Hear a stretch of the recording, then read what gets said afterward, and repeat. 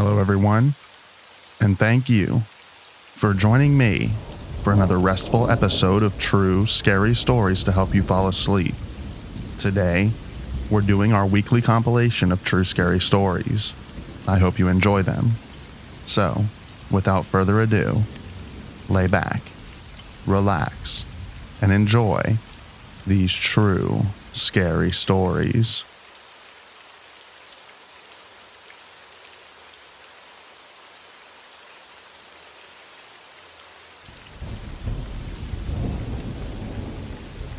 So back when I was 13, the summer before 8th grade, I went on a trip for a month to Venezuela and Puerto Rico with my then best friend.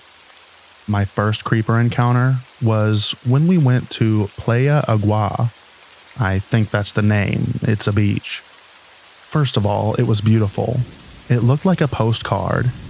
And while this isn't really relevant, everyone wore really revealing bathing suits. Everyone. Though I guess it's somewhat relevant considering that I and my friend were the only ones wearing normal bathing suits. So you wouldn't think that we wouldn't gather any attention. Unfortunately, that wasn't the case. Well, once we had our towel and stuff set up, we were going to go ahead and get in the water, so we took our shirts off. We were wearing our swimsuits underneath, when we noticed a 40-something-year-old man staring at us. I'm pretty sure that he wasn't a local, but another tourist like us. We didn't even look mature for our age. If anything, we could have probably passed for 11-year-olds. And it was weird that he was staring at us given there was an abundance of girls our age who were wearing other, more revealing bikinis. In that same vein, neither of us were particularly attractive. Maybe he liked us because we were obviously American. We glared at him and he kept on staring. We figured screw it and took off our shorts and hauled butt into the water. Stupid, I know, but we were 13. Anyways, by the time we went back, he was gone. The second encounter was on the return trip back. We were waiting in the Miami airport for our connection back home when I wanted to get a drink. As I was waiting in line, some guy I'd say about in his 20s comes up behind me and whispers, "I really like you." I just turned and gave him a what the heck look until he eventually shifted away. I decided to not get any drinks by myself after that. But anyways, those were my stories. I hope you enjoyed.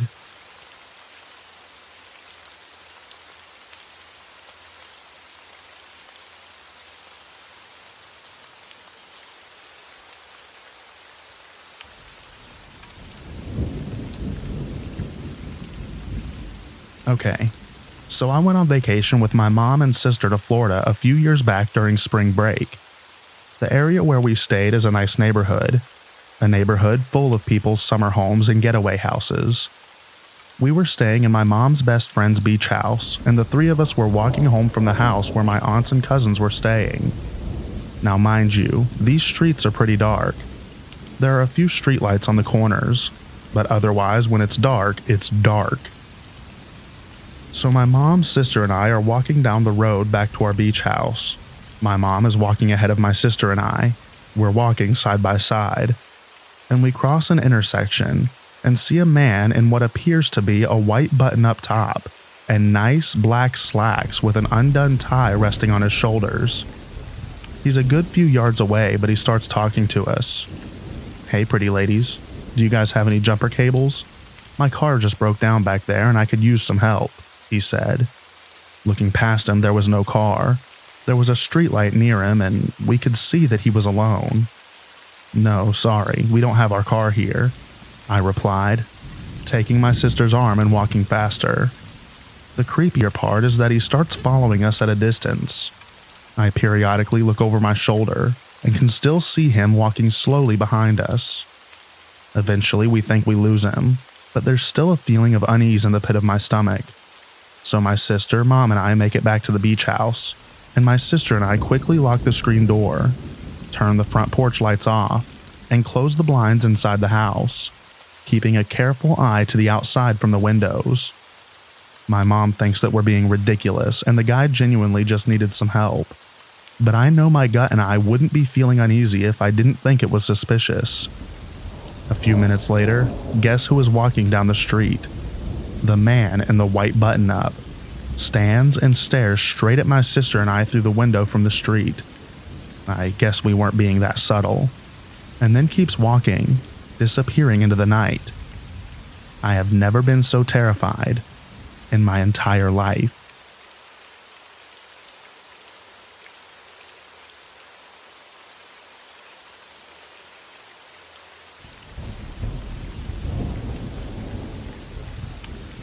I recently turned 28, and I've had a crazy year.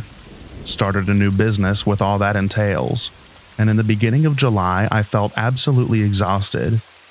I had finally reached the point where my small business didn't need constant maintaining, and I saw my chance to escape and have a mini vacation.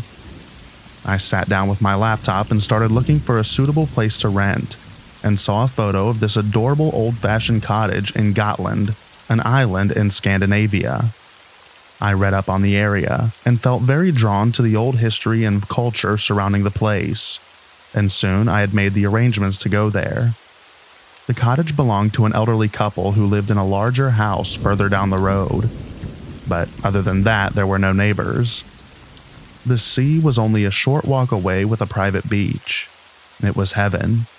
I spent my days outdoors, swimming, hiking, renting a bike, and just enjoying the fairy tale inspiring nature. Maybe my happy mindset and the fact that I was determined to relax and rest caused me to ignore the slightly alarming details that kept adding up. Every evening as I got home to the cottage, some tiny little thing would have changed. The flower pot outside the door would be turned the other way. The thermostat would be turned up, and my passport that I could have sworn that I had left on the kitchen table would be moved to the counter. One day, I woke up feeling strangely sick, in a diffuse sort of way. So instead of leaving the house right after breakfast, I went back to bed. Less than an hour later, I can hear a key turning and the front door opening. Slow steps walking around the living room and kitchen area outside the bedroom. Since I had clearly heard the key turning in the lock, I felt that it must be the landlord, and opened the door to the living room without hesitation. The man standing in the middle of the room looked absolutely stunned to see me, and it wasn't the landlord. "Who are you?" I asked, since it wasn't the elderly house owner but a younger bloke. "Sorry, I thought you were out," he smiled. "I'm Tommy. I look after the place for my parents. I stopped by just to make sure that your fire alarm is working. I hope I didn't scare you." "No, I don't scare easily," I replied, and informed him that there's no fire alarm in the cottage. In fact, I had already looked for that. "Oh, I'll buy one and come by with it later then," he said as he left in a hurry. The rest of that day I had a lingering feeling of uneasiness, but I pushed it to the back of my mind, and come morning I had successfully moved on from the incident. It wasn't until my last evening before going back home that it happened. I was packing my bags, loud music playing, cleaning up a bit, and just getting ready to leave early the following morning. It was dark outside now, and I suddenly realized that I couldn't locate my new sunglasses. I thought maybe I had left them outside when sunbathing, and I switched on the outdoor lighting just to see if I could spot them on the grass. And I was shocked to see a large figure standing pressed against the French window. I could only see the shape of him, but I knew instinctively that it was him. I switched off the lights inside the cottage to make it harder for him to see me, and ran around, checking that all the windows were locked. The next time I looked his way, he was gone. I felt so shaken and uncomfortable with his experience that I decided to leave and spend the night at the airport awaiting my flight. Only problem was I had to walk across the dark garden to my car, and he could be lurking anywhere. I didn't know what he wanted or why. Was he just a perv or actually dangerous? I even considered phoning the police, but thought of how ridiculous my story would sound. So instead, I took my backpack, selected a large and intimidating-looking knife from the kitchen, opened the door, and ran for dear life to my car. I can't be sure that it wasn't my imagination, but I felt certain that I heard movement among the thick brushes as I ran past him, and I shouted, "I got a knife, stay away from me." I spent the night at the airport and went back home the following day. not as rested or relaxed as I had hoped, but it did take my mind off of my business for a while.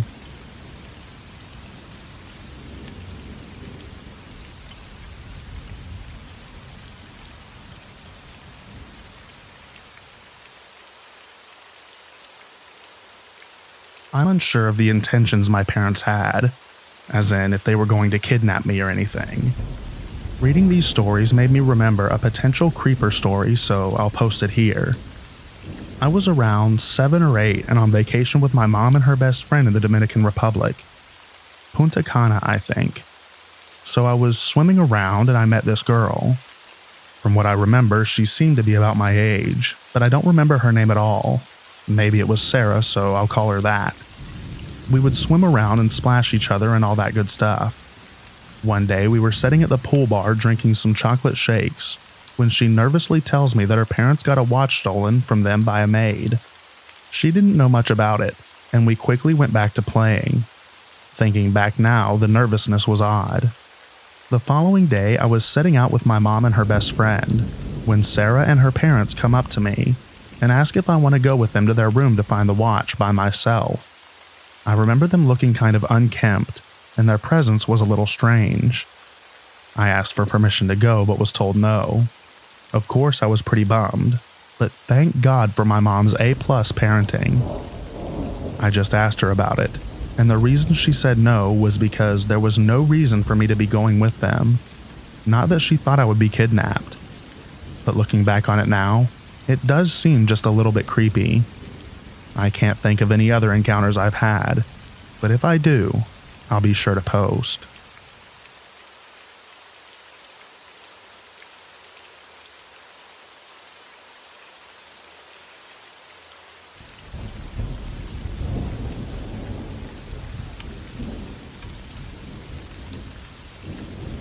I don't know where else to go with this, and it still bothers me. So, sorry if this isn't exactly fitting for this subreddit. This was maybe 6 to 7 years ago. I have photos on my camera still, but I think I haven't charged it in ages. Gave up on photography. You know how it is. So I hope that y'all will just trust me. So we've been going on these trips as a family for a really long time now. Probably 17 years if I had to guess. I won't say where it is that we go, but it's the Australian bush just to give y'all an idea of the setting. Anyway, we've had a few creepy experiences there, but nothing inexplicable. But this event still weirds me out, and I can't really think of anything that explains it. The year of this, my sister, cousin, dad, and myself all drove up together, and were the first to arrive at the house. We had to wait for my grandma to arrive with the key. So my dad sat on the deck with a beer, and my cousin and I went on a little journey. The three of us made our way to a little creek not far from the house that we nicknamed Bride to Terabithia, because of a tree that had fallen and acted like a bridge for us to use to cross the creek. This creek never had water in it though, and was not deep or wide, so we could easily walk through it, but the tree was fun. Anyways, my cousin makes an off-the-cuff comment as we walk across the tree, asking sort of sarcastically, "Is there something dead around here?" because of how many flies that were there. Lo and behold, we get to the other side, and there was something dead.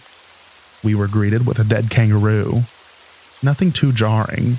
I had seen plenty on the side of the road, but this one was cut clean in half. And when I say clean, I mean clean. Like it was a perfect half. There wasn't an ounce of blood on the fur, no blood on the ground, and the top half was nowhere to be found. I happened to have my camera on me and took some photos of it. Then my cousin poked it with a stick, and literally hundreds of flies came out.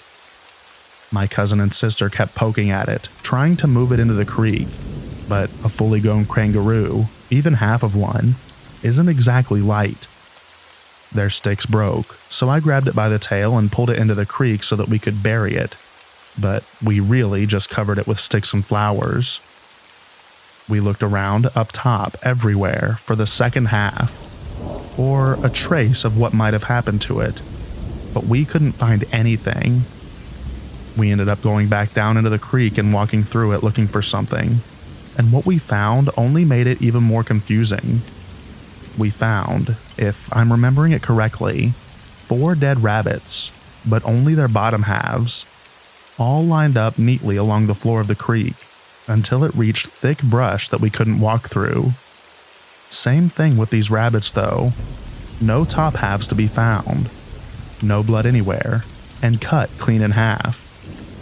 Sorry if this was way longer than intended, but I hope that y'all will read through it and maybe give me some ideas to explain what this was. P.S. We still go to this area every year, and have never seen anything like this again.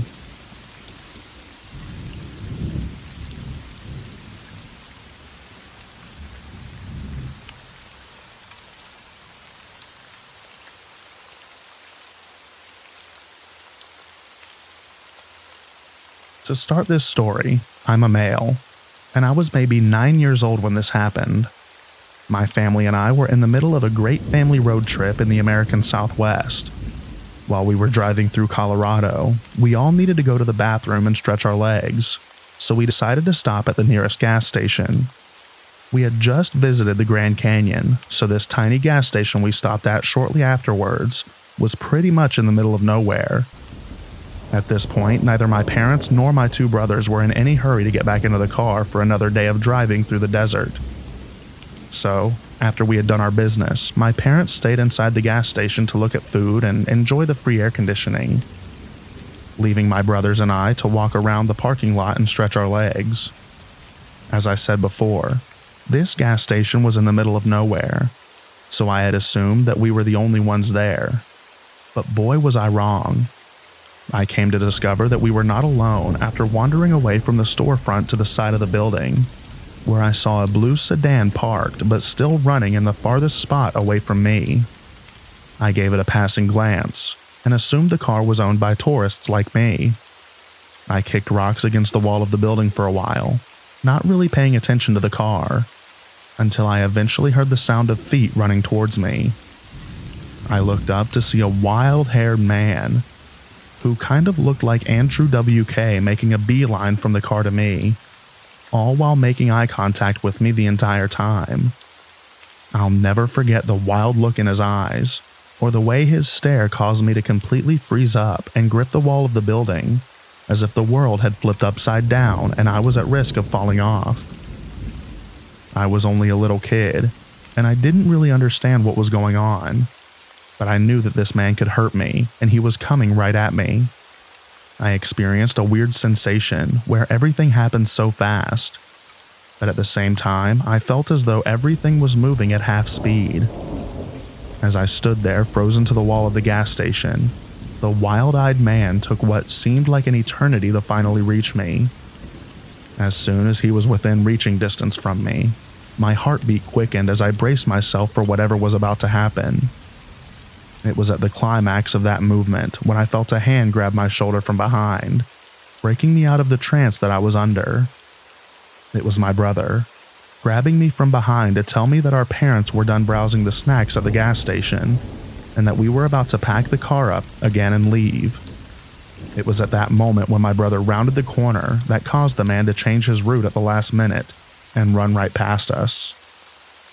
The man ran a lap around the parking lot, and then hauled himself back to the car that he came from and peeled out of the parking lot as fast as he could. It seemed as if no one in my family, not even my brother who had grabbed me, had noticed the man or the car at all. As his blue sedan drove into the desert, I shrugged it off and piled back into the minivan, and we went on our way as if nothing had happened. I was so young that I didn't even think to mention it to my family.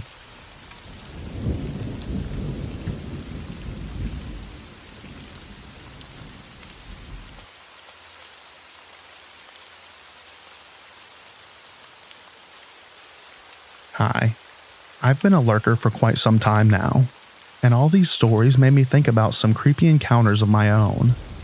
I decided I would tell this story first, because this one is that. Even though it's a long time ago, I remember it quite well. My mom and I went on vacation to Italy a few times, This time we could stay in the house that's owned by the uncle of my mom. It was a nice house with a gate on top of a hill. My mom spent a lot of time there as a kid and as a teenager. When she was 14, she started dating an Italian boy who lived pretty close to where the Vatican home is. When we went there on vacation, she thought that it was a really nice idea to visit his parents who still lived in the area. She had stayed there a few times when she would go alone to visit her Italian boyfriend, so she was really curious about how things were going with his parents. We picked a day and headed out to buy bus tickets and went on our way. The bus was quite full and very hot. I was so happy to finally get out of there after about 2 hours. I won't get into too many details about the time that we spent visiting the parents of the Italian guy that she had dated, but we stayed there all day, so now it was dark out, and thankfully less hot. So that could only be a good thing when we had to go back to the bus again. Or so I thought. A bus pulled up to the side where we were waiting. The bus didn't look like anything like the bus we took when we went there. This bus was like the one that you would take if you went on vacation with a bus. Now that I think of it, it was really stupid for us to not look at the logo or even get in. But we just went in even though we thought it was strange. The whole bus was completely empty, so we took the first seats right next to the driver. He wasn't that creepy looking, just normal, I guess. Not all creepers look creepy, but still, there was something off. We had tickets for the bus, and since there was no ticket machine in this bus, my mom asked what she needed to do with them. He looked at them and just ripped something off and said it was okay. His English was not very good either, or he might have just pretended, so, he can pretend not to understand something we said. We got to an intersection where one was to our area, and the other one went somewhere else, and the driver took the wrong one. My mom and I got worried, so my mom asked him why he was going the wrong way, and he said that it was the right way. I could feel myself getting anxious, but at the same time I was young, so I still believed that he wouldn't do anything bad to us. For that time that I was in the bus. My mom decided now that we were not too far away from the place that we visited. She needed to do something. She pretended to get sick and told him to stop. He didn't want to and just kept driving. My mom stayed very persistent, and when she told him that she was going to vomit, he finally stopped alongside the road, and we quickly got out. While my mom faked throwing up, she was standing with her back to the bus. But I looked at it, and while I locked eyes with the driver, he turned off the lights inside the bus and closed the doors. For some reason, him turning the lights off really got me creeped out, and wondering what he was planning to do to us. My knees were actually starting to feel weak. We quickly walked back to the place that we visited. Outside of their building, there were like cafes and the real bus stop that we actually had to stand instead of where we were waiting in the first place. Traveling in a country, you don't live in a can, and it can be a real struggle. But anyways, in one of the cafes, my mom called a taxi since the bus driver had ripped our bus tickets. I remember both my mom and I were pretty shaken up by this weird and creepy experience, and I felt like I couldn't even trust this taxi driver. We decided that we wouldn't let him bring us all the way up to the top of the hill, and made him stop halfway up there, so we had to walk only halfway up. Of course, there was nothing wrong with this taxi driver, but we were just careful. Really careful after what had just happened. We got out and went up the hill, and while we were walking, we suddenly heard a loud breathing behind us. We both freaked out, and at first, I didn't want or dare to look behind me. But when I finally got the courage to do so, I saw a man walking his dog. Not sure which one of them breathed so loudly, but at least now I can laugh about that part at least. I think we even ran up the hill for the last bit. I've never been so happy to arrive safely back to my vacation house. This might not be the scariest story that you've ever read here, but I thought that I should still share it. I can't stay a lurker forever. There's this story going on now here of 2 Dutch girls. I'm Dutch as well. And they were on vacation, and they're missing. So it made me think of this story again.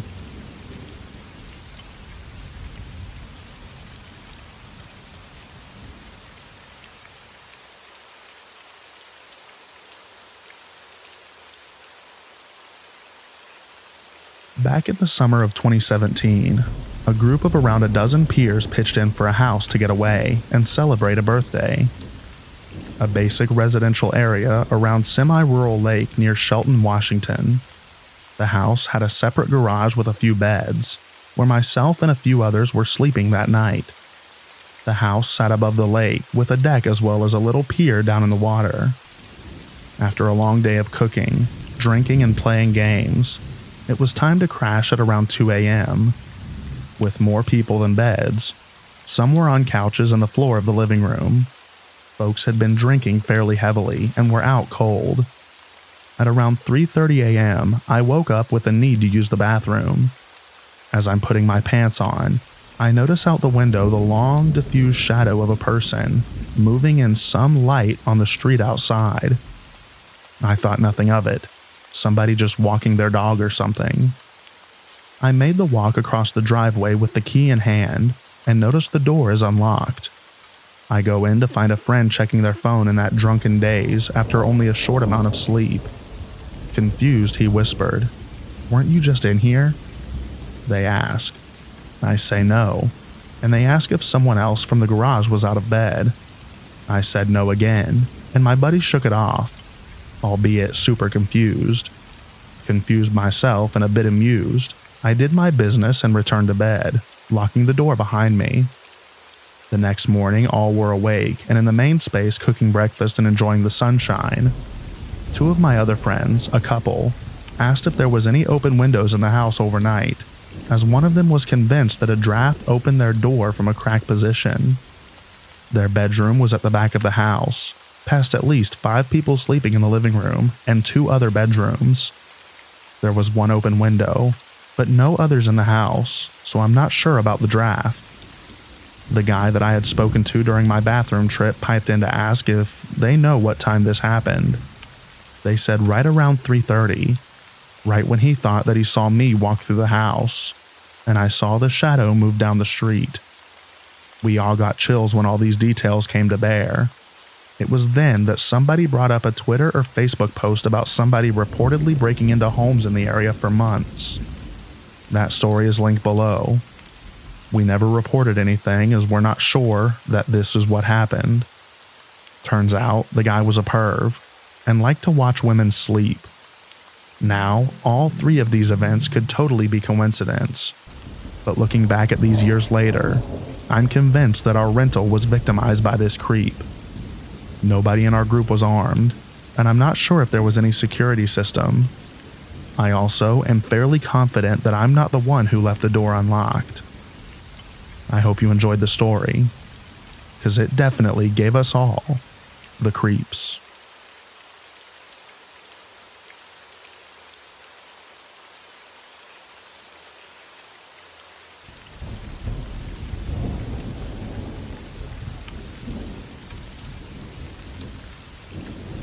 This is my first post on this sub, but I've frequented it for a while. This is really the only experience I've had that would fit on this sub, and it felt so surreal while it was happening. So, I'm a 21-year-old male, and this experience happened last summer, while I was on vacation at Myrtle Beach with my family. We were staying in a resort right on the beach, and we're on the 13th or 14th floor in a sort of timeshare. One night, I was feeling restless and having a hard time falling asleep, and at around 3 a.m., I decided to go out on the balcony to get some air. I stepped out and was stunned as there was a full moon, and the moonlight on the water was really beautiful. The beach was completely empty as far as I could see, and I had never seen it like that before. I decided since I wasn't able to sleep, I might as well head down, take a stroll, and listen to some music to relax. Hopefully when I returned I'd be able to get some sleep. It was really unsafe and dumb of me, but since it was 3 a.m. and the rest of my family was asleep, I decided to just head down without letting anyone know I was going, as I thought I'd just go and chill there for 10-15 minutes, then come right back up. So at the base of the timeshare we were at, there was an area with a pool, an outdoor bar, and then 2 boardwalks separated by about 100 feet, which both led to the beach. On the sides of the boardwalks, there were swaths of tall grass separating the ocean and the resort. When I got down to the base, the entire area was completely deserted, and I started walking down the boardwalk on the right towards the beach. As I'm walking down, I suddenly see someone approaching me from the beach, which was strange because I had a pretty clear view of this same area from the balcony just before, and had literally seen no one. I start to get a bit nervous as I see this figure approach, and as I get closer, I see it as a man, maybe in his late 30s, who has a backpack on and is wearing glasses with large, square lenses. As he gets closer, I get a clearer look at him as the boardwalk is sort of illuminated by lights from the outdoor bar. He looks very on edge and alert, almost like he is trying to find someone who is trying to meet him in this area, and his clothes are somewhat tattered. We made eye contact and I sort of nodded him in pass. At this point I'm creeped out, because honest to God he had a sort of Jeffrey Dahmer look, maybe it was the glasses, and he just didn't seem like he actually belonged to the timeshare. I shake it off and keep walking down to the beach and put my headphones in. As I get down to the beach, I turn right and start walking parallel to the water, and I'm just taking in the scenery. I'm barefoot and decided it'd be nice to walk just along the shoreline, so I move closer to the water and continue walking. I'm walking for no longer than a minute before I get a really strange feeling that something is wrong. I take off my headphones and turn around, and I see a dark figure that is trailing me just upshore. He is situated in between me and the timeshare. I immediately can tell from the figure's height, body type, and demeanor that it is the same man I passed on the boardwalk. At this point, I'm starting to panic, as every story from Let's Not Meet is rushing to my head. At the same time, I'm trying to rationalize, as it feels too surreal that I may actually be in a dangerous situation. So I remind myself it could just be a coincidence, and the man decided he also wanted to take a walk on the beach, and just happened to be headed in the same direction as me. So I take some breaths and turn my head back to the ocean and continue walking in the same direction. After a couple seconds, I turn my head back again, and see that now he is much closer to me, and is not walking parallel to me, but is definitely actually walking towards me. I pick up my walking speed now, and turn my head back around, and see he is matching my faster pace and is still walking towards me in the water. Still, for some reason I think, okay, maybe he also wants to walk by the water. There's no way I'm actually being followed by a creepy man on a deserted beach. So at this point, to truly test it, I do a 180 and completely change directions, and as I turn my head, I see him completely change directions with me, and continue closing in distance. And he is power walking now. It suddenly hits me that I'm in a really bad situation, and I take off in a run along the water, and he starts running as well, but stays up shore of me so that if I try to run up towards the boardwalk, he will intercept me. I'm freaking out now and just keep running with no plan, but figure that since I'm 20 and sort of fit, I should probably be able to keep running along the water and outrun him, and then find some other exit off the beach, and either call my family, or head back to the timeshare on the road. So I keep running, but he's keeping up with me, and this goes on for what feels like 10, 15 minutes. The scariest part of all this, which I wouldn't have thought of, is it is completely dead silent. All I hear is my breath and feet on the sand, and when I turn I only see his shadowy figure upshore keeping pace with me. Suddenly, up ahead in the sand, I see a small blue light and what looks like 4 people on the beach with a blanket. They are a bit upshore. I turn and look at the figure and bet even though they are upshore, I can beat him to these people. So I start sprinting towards them with hopes of quickly telling them what's going on, so we can all confront him. I really use up my energy sprinting towards them, and as I approach, my heart drops. What I see is 4 guys on a blanket, with 3 or 4 handles of hard liquor surrounding them. 3 of the handles are empty, and the 4th is about half empty. 3 of the guys are just completely passed out on the blankets, and the last is half sat up, obviously beyond drunk, with a sort of party hat on that has blue lights on it, and he is talking to himself. His eyes are half closed and he doesn't even register me approaching him, even though now I'm no more than 5 feet away. I turn and see the figure has slowed down and is observing me, and then I see he makes sense of the group's state and suddenly starts sprinting at me. As he gets closer, the half-passed out guy's blue light illuminates him, and I can clearly see it's the same guy as before. I make eye contact with him, and I can see he's wide-eyed and looks almost manic, and is barreling at me full sprint. At this point, I decide I have to do something decisive. It seemed like I had underestimated his fitness, and since I had just sprinted towards this group and exhausted myself, I was afraid that he might actually be able to catch up to me if we just continued running along the beach indefinitely, and then who knows what. So, instead of turning around and running, I suddenly sprint towards him and to the right, which I don't think he was expecting at all. I catch him off balance and run past him, and I literally am full sprinting back to the timeshare without even looking back. Literally all the hairs on my neck were standing, and it felt like a dream where you're barely evading someone but he's right about to catch you. The adrenaline was crazy, and I keep running and start to see the timeshare. I finally turn around to see how close he is, and I see him in the distance maybe 400 to 500 feet away. He's lost a lot of distance on me. I don't waste any time and sprint up the boardwalk and towards the base of the timeshare. I jam the elevator buttons and leap in, and start mashing the close door button as I'm gasping for air. The door closes, and I hit the button for my floor, and when the elevator reaches, I literally sprint back to my room, open the door, enter, and then slam the door and double lock it. I'm breathing heavy and I drop to the floor and just sit there for a minute, not believing what just happened.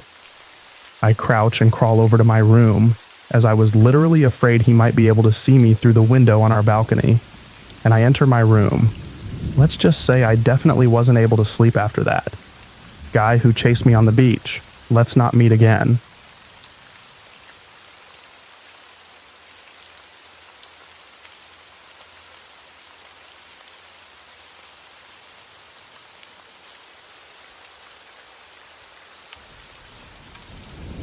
I was on vacation with my family when I was about 14. I was in the pool, which had a bar attached, and I was casually talking to this group of British people. I want to say it was all guys, but I think I remember a girl being with them. I started drinking a bit with them. The legal drinking age was 18, but the people who I was drinking with gave me an extra wristband they had because apparently they were leaving the resort that day and wanted to give it to someone. My parents didn't know about this, and neither of them knew that I was drinking. They were clearly a lot older and kept putting drink after drink in my hand, and I was ecstatic because I was, well, getting drunk in a pool in Cancun and out of sight from my mother. They started to try to convince me that one of the guys in the group was 15 and that I should talk to him because he liked me. Even then, I knew he definitely wasn't 15, but he also wasn't as old as the others who seemed to be in their late 30s. In hindsight, I'm thinking probably mid to late 20s. I was young and just thought they were joking around with me. They kept telling me that he liked me and I should go hang out with him. I laughed it off the first time, but they kept suggesting.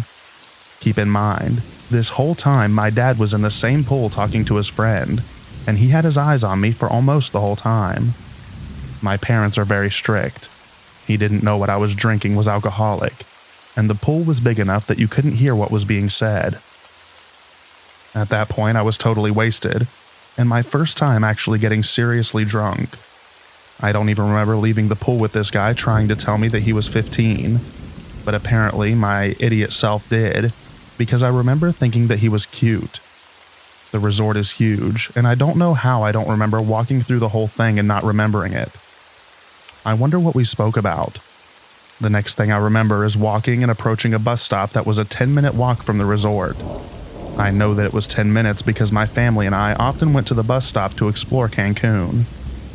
He told me that I had a nice body, and asked me other things as well. I just started laughing, and he sat on the bus bench and pulled me onto his lap. At this point, my world is spinning, so I don't protest, even though I remember thinking I wanted to be back at the pool. It was then that something beautiful happened. I threw up all over him. Remember, I'm on his lap at this point, so it was like right in his face and on his chest. And I just kept throwing up. like exorcist-level projectile vomiting. He was extremely grossed out, and I don't remember what was being said, but we ended up walking back to the resort, and I never saw him again. I remember feeling so embarrassed, which is ridiculous in hindsight. I wobbled back to the pool area covered in throw up, where my mom had called the police, and her and my dad were freaking out.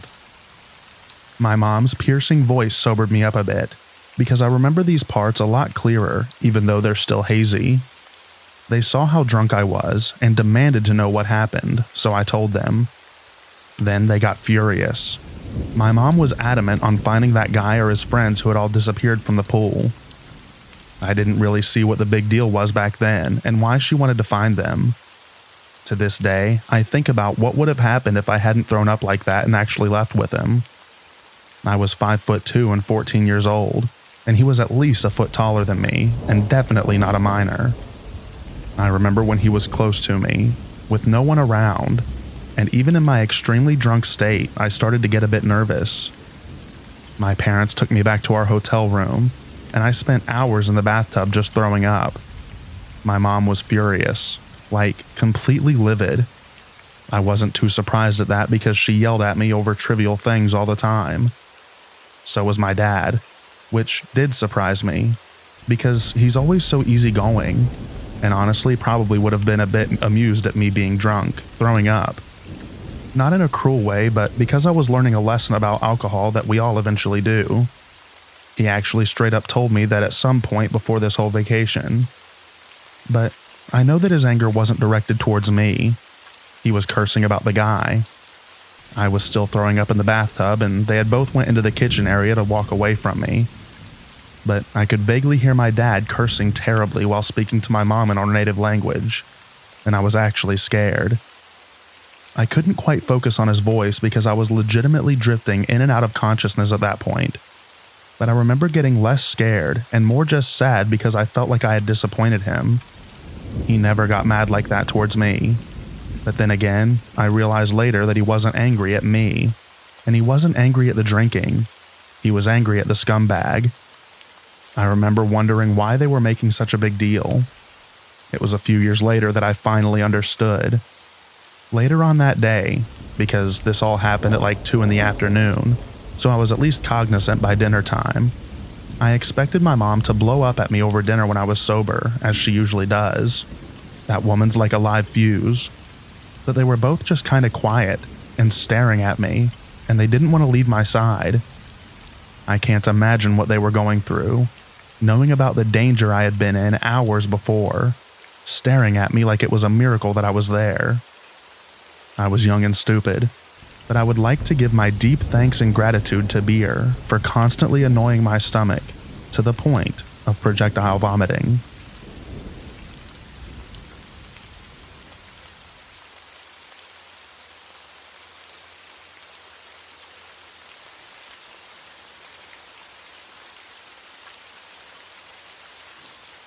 This story happened in the early 2000s. I was vacationing in the Caribbean with my family when I was about 9 or 10 years old. This particular island, like many in the Caribbean, was largely impoverished. Of course, the resort communities where all the tourists flocked to were beautiful slices of paradise. As a young kid staying at a fancy vacation spot, you don't really think about the reality that you're in a foreign country that you don't know very well. You're not familiar with what goes on outside of the gated resort, and you certainly aren't aware that as well as being known for gorgeous beaches, many islands in the Caribbean are hubs for human trafficking, drug smuggling, etc. The sheer sketchiness of what I'm about to describe didn't fully hit me until years later when I was in high school and reading about the disappearances of Amy Bradley and Natalie Holloway, who both vanished while on vacation in the Caribbean in the late 1990s and early 2000s. One night, I left the resort with my family to go on one of those sunset boat ride sort of deals. We joined another family and took a shuttle to a marina that was maybe half an hour away from the resort. I remember as we rode to the marina, I got more of a sense of how destitute some of the less touristy areas of the island were.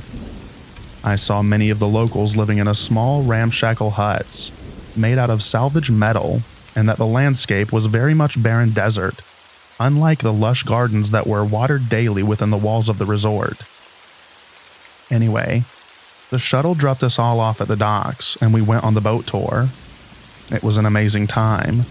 The boat's crew pointed out unique wildlife and told us about the history of the islands. By the time we returned to the docks, it was pitch black out, probably at around 11 p.m., and barely being 10 years old, I was thoroughly exhausted. I hopped out of the boat and walked along the dock back to the parking lot where the shuttle had dropped us off earlier. My parents and the other adults who we were with didn't really seem to be paying attention to me, thanks to Captain Morgan and Stella Artois. And by the time they'd gotten off the boat, I was probably a decent 200 feet ahead of them.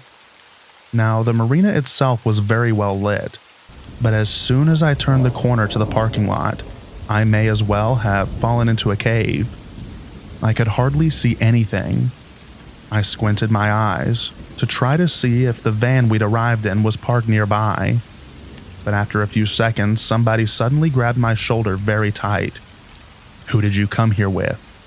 The voice was scolding, accusatory, and I immediately began freaking out because I thought I was in trouble. "Somebody drove you here?" I began to speak and try to explain that I was with my family and we were waiting for our driver, but the man cut me off. "You drove here with me. Here, come to my car." At this point, the guy began pulling me further into the dark parking lot towards a vehicle I had never seen before. I wouldn't even say that I was panicking at this point. I was very confused and knew that something was definitely not right about the situation, that I'd been raised to listen to adults and didn't want to get in trouble for not listening to the guy. But as he continued to pull me towards his car, I realized that it was much too small to fit the number of people who'd I'd arrived with. And this is when I started to really pull back against the guy, and I was trying to break his grip.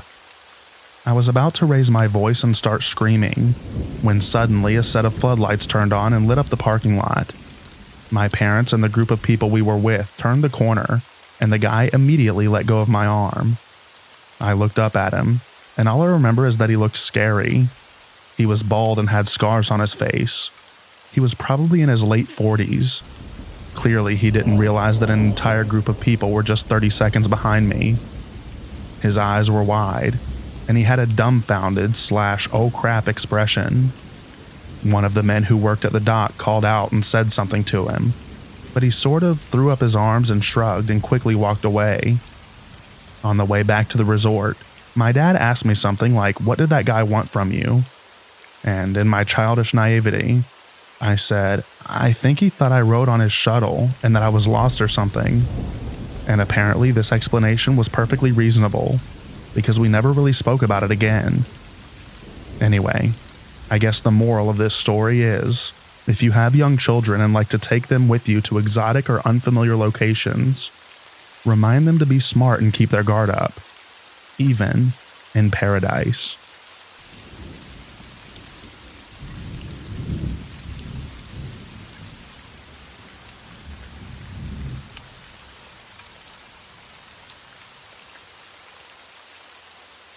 Hey everyone, I've been lurking around for a while now and finally decided to post my own story.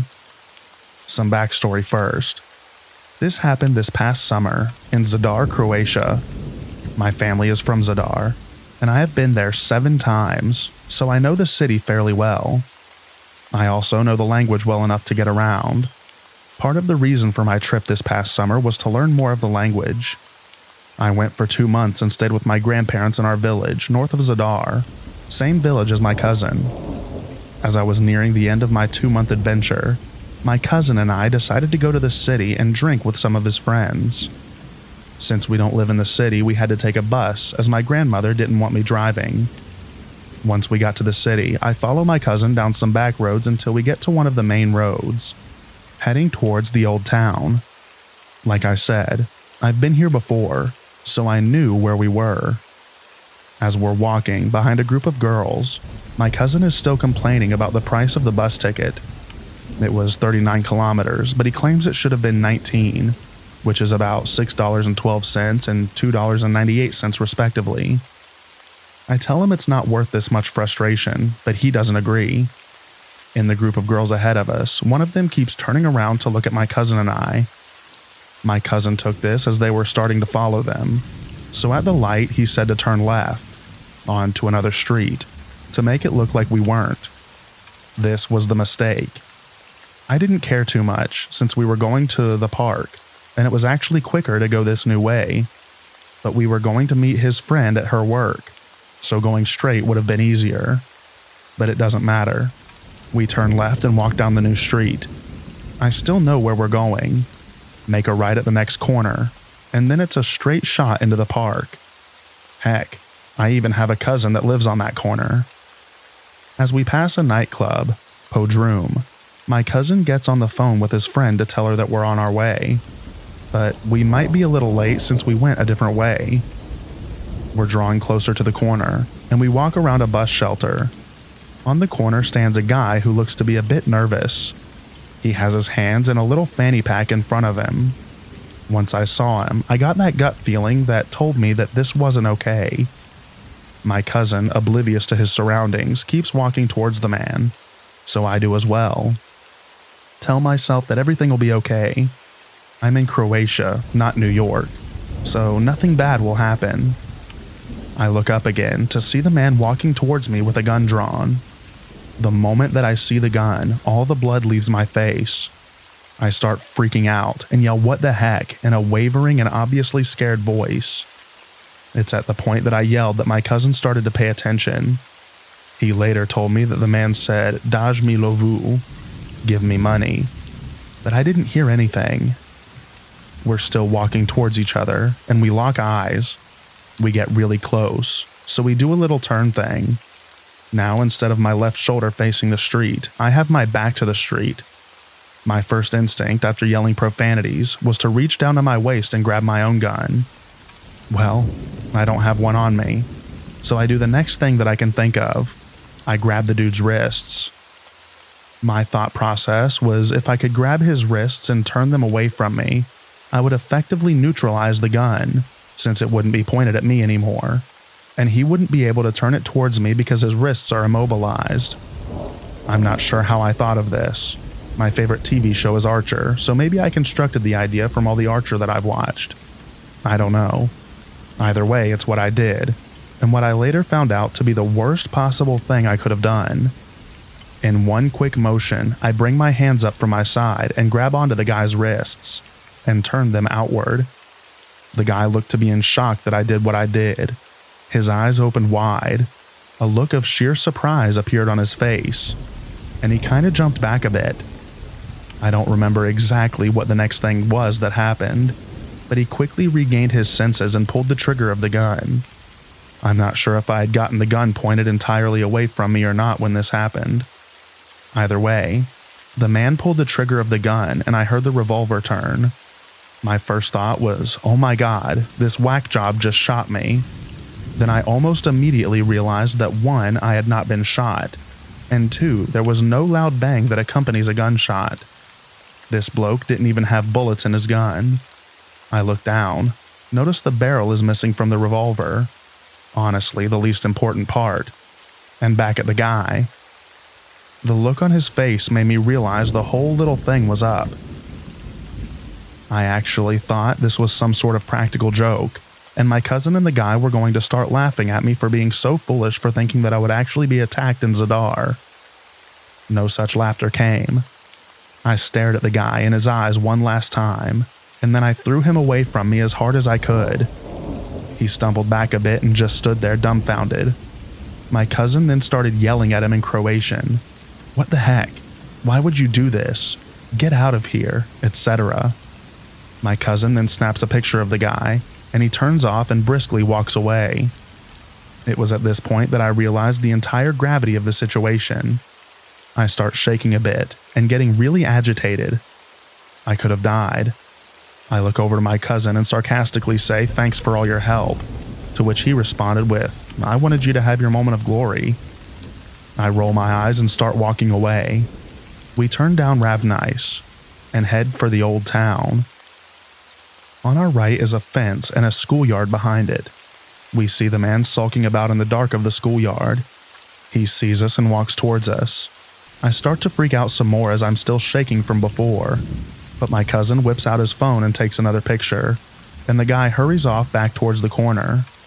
My cousin and I quicken our pace, and soon we're in the park. In town, we talk about what happened and whether or not to go to the police with this. We never really came to a conclusive decision as we pass by a police station. We say, what the heck, we're here already, and go to report the crime. I honestly wish I didn't, as we reported it at 10 and didn't get out of the station until midnight. I was mad, my cousin was mad, and his friends were mad as we had missed out on about 2 hours of drinking. I just want to take some time and say that despite this story, Croatia is extremely safe. I had never had any problems prior to this one, and never heard of anything like it. When I told my family, they almost laughed, thinking that I was kidding, because this type of thing almost never happens. So please don't think that Croatia is a bad country. It isn't. It's incredibly beautiful, and you should definitely visit if you can. Maybe just avoid the corner of Ravnice and Morlica at night.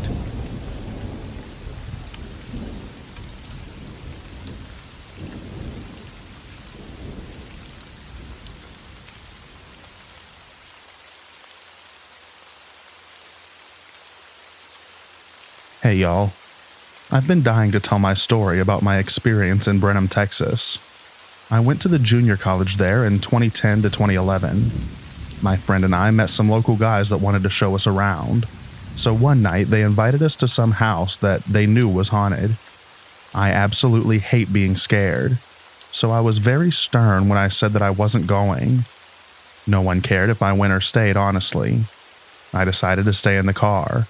We were parked in a Lowe's parking lot, and next door to the parking lot was a huge abandoned lot full of trees and tall grass. If you weren't a local, you would never even know that there was a house back there. As soon as they started walking away, I jumped out of the car and I was going with them. I was scared to go, but I was also scared to stay in the car by myself.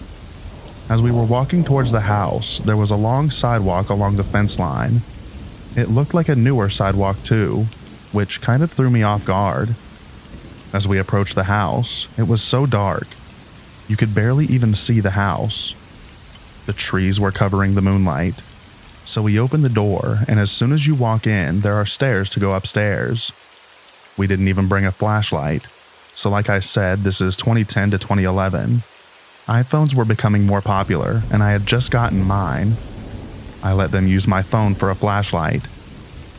As we start walking upstairs, there is the loudest sound of what I assumed were combat boots running from one side of the house to the other, upstairs. And we all completely freeze and don't even say a word. In that moment, my body was truly numb. I know for a fact I have never been so scared in my life. Everyone paused for a second and then continued on, as if nothing just happened. And when we get upstairs, there is so much junk on the ground. Glass, cards, clothes, blankets. I pick up a piece of paper from the ground. It turned out to be a thank you card. It was from 1920. We open the closet and there are top hats and clothes from what seemed to be a very long time ago, untouched. Obviously, people had vandalized this place, but there was still stuff from the 20s in this house. There were so many bed cots in this whole entire second floor. It was one big room, not multiple rooms. They had what I assumed to be bloodstains on them. Just as we're about to start heading downstairs, my phone completely glitches out, starts rebooting and has the dial on my phone where it's acting as if it's loading. Won't turn back on at all. So it's pitch black in this room. My friend and I had just went that day to buy her a new camera, and she still had it with her. We decided to just keep taking pictures to let the flash guide us back downstairs. As we're trying to keep flashing the camera, it starts glitching also and saying lens error. We had just bought the camera that day. The camera finally turns back on and is flashing uncontrollably. We weren't even touching it, and it just kept going on and on. My phone finally turns back on. We walk downstairs and I kid you not, there is a humongous chair with a tall back facing the front door. Obviously, it wasn't there when we just walked in 10 minutes ago. So I am immediately like, hey, it's time for us to go. My friend starts asking if someone can take her picture while sitting in the chair. I'm begging her at this point for us to just get out of there. She tells me, after you take this one picture, we will leave. So I take the picture and mason jars start flying at us. We start running out of the house and right hand on the Bible. As I'm running out of the house, a huge owl swoops down on me, and the guy running behind me jumps on my back as we fall. He was just as scared as I was. Once we got back to the car, I was in such a bad mood. I was so upset that we went to this place, and I was more mad at myself for not just sitting in the car. The local guys finally told us the story about the house. They said it was a veterinarian's office back in the early 1900s, and he would also foster children. The second floor was where the children slept, on the cots. And they said he started to go mad and started doing weird experiments on the children and killing them. I halfway believed this story. I was kind of like, okay, this is a local hometown story that gets told to all of us college kids every year. Until I saw the pictures that the camera took. The camera that had a lens error. The pictures that were on the camera literally gave me nightmares for weeks. I had to call my grandparents and let them pray over me because I could not sleep at all. The pictures were kids' faces melting in the walls. It was the scariest thing I've ever seen in my life. I've looked for any records on this place. I've not been able to find one archive or article about it. I've searched high and low for anything about this property, and nothing. I just wanted to share this and see if anybody has heard of this place, and if anyone has any information or has trespassed like we did. I have so many scary stories about different Texas cities that I've lived in.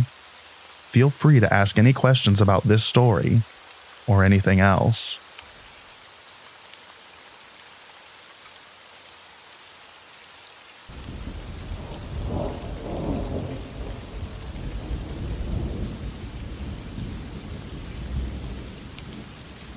Preface. So I'm not at all one of those people who believed in anything paranormal or spiritual until after this experience. A year later, it's still bothering me, and I haven't got much of an answer as to what this even was. I'm hoping to get some logical answers to put my mind at ease, since it's been this long. Quick background. My partner at the time was in the military, an avid outdoorsman, has the stereotypical macho personality, has camped in different states, and doesn't believe in supernatural, spirits, etc., and grew up religious. I work in outdoor settings. I'm an avid outdoorswoman. Camped in different states. Before this experience, I was agnostic and didn't really believe in the supernatural, but I believed in people's experiences. On to the experience. My partner at the time and I wanted to go camping in the Allegheny National Forest for his birthday. He had this dispersed camping spot that him and his family used to go, and his family still goes there occasionally. I haven't camped in a while, but I'm an avid outdoors woman. This spot was about 2 miles from Minster Creek Campground. We went on a Thursday in September of 2023 in hopes of getting the area to ourselves, which we were lucky to have. We even checked out Minster Creek Campground and didn't see a single person. I do recall the area being oddly quiet in terms of wildlife. There were no crickets, frogs, birds, branches snapping or anything. It was just the sound of the stream the whole day and night. I know that wildlife starts to quiet down during this time, but I thought it was really odd on how eerily quiet it was. I could hear my own breathing, which was a bit unnerving. I've never been to a place so stagnant from wildlife. As nightfall came, we hiked up to the car that was parked on the side of the road to brush our teeth to avoid attracting bears at the campsite with our scented toothpaste. As we were brushing our teeth by the car, around 11 p.m., I kept hearing this drumming sound. At first, I thought it might have been some truck in the distance, brake checking, but there was not a single car or person in sight. We looked at each other very confused as it kept getting louder and louder. It was a steady drumming beat which echoed through the entire valley. It got so loud at times where I honestly thought someone had a boombox, or that my head was pounding from the intense hike back to the car. But again, not a single person was around. The campsite is a half a mile from the car, down a very steep hill.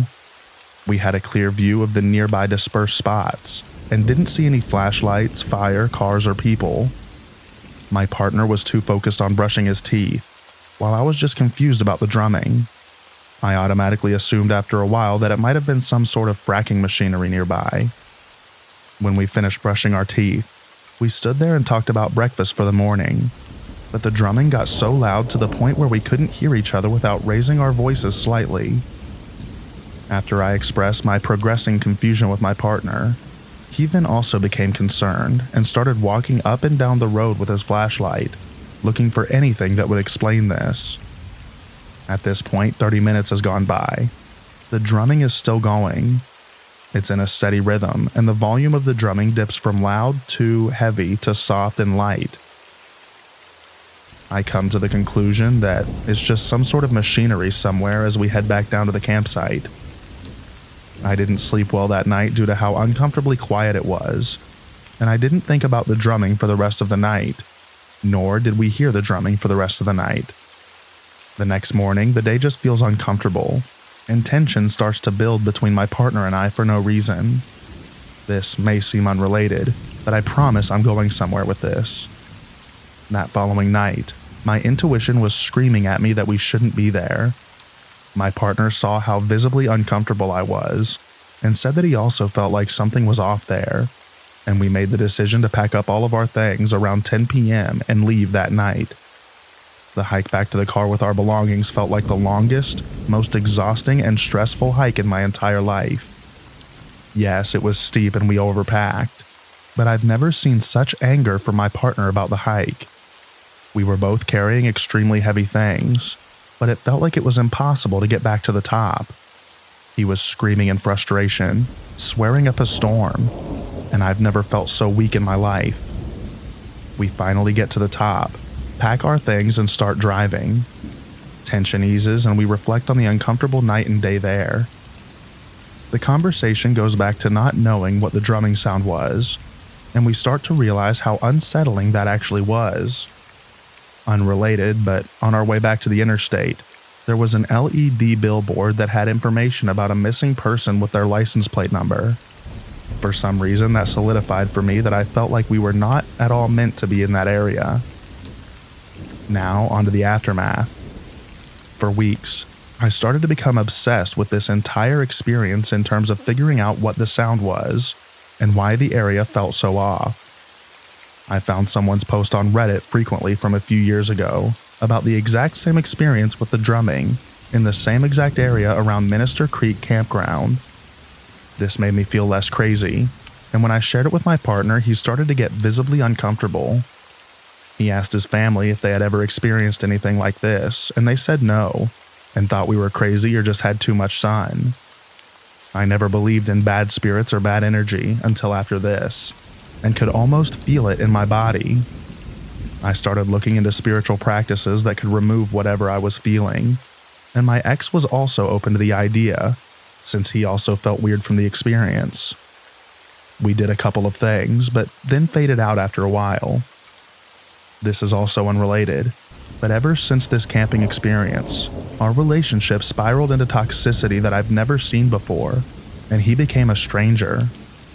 We're no longer together, as I didn't feel safe with him anymore. Am I blaming this experience for the end of our relationship? Absolutely not. But do I think this location caused a shift between us? Yes. Now for the follow-up. I got in contact with this gentleman who goes around the Allegheny National Forest drumming on his drum set with a mask I found online by searching. I was convinced that it was him. I told him about the experience and he explained that he uses a drum set and not a single drum like we heard. He also stated that he wasn't in the area during that time. His social media shows that proof, and that he doesn't drum that part of the forest. His geotags are on his videos. This was the closest I've gotten to finding an answer, but I do not believe this was him. He also just recently started doing this, which is also shown on his social media. I do not think this man is messing with me. Now the present. This may not sound like a big deal, or might sound like it can be explained, but I have been coping by becoming spiritual in a new age kind of way. This has helped me feel a lot safer from the experience and the feeling. That's how much this has impacted me. I wish I was joking. I still think about the experience on a monthly basis, and since it's getting closer to that time of year again, I figured I'd finally post something about this after fearing judgment. I really just want answers so that I can have some peace of mind. Is there a fracking site nearby? Is there some sort of logging equipment that goes off at night? Are there indigenous communities in that area that have ceremonial events nearby? Are the hippies drumming on a Thursday night that can keep a steady pace and not miss a beat? Are there kids in the area that play pranks on people? Please, I need answers. It's driving me nuts. Here's a link to the OG poster. As an avid bird watcher and a person who works in the biology field, I can promise you that it was not a ruffed grouse. Additionally, attacking me for my beliefs because it doesn't align with yours doesn't make you cool. It makes you a jerk. I've stated multiple times in my post that I'm looking for a logical explanation or answer, and I am sharing what this experience has done to me. I'm not sure if this helps with anything, but it was a full moon that night, which is also starting to make me think that it was ceremonial.